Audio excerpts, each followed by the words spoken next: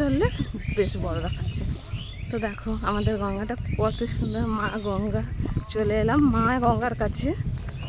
তো এখন আমরা স্নান করে নেব সবাই। তো গাইস তোমরা দেখতে থাকো। দেখেছো কত সুন্দর লাগছে, দেখো সূর্য মামাটা দেখেছো, অসাধারণ লাগছে।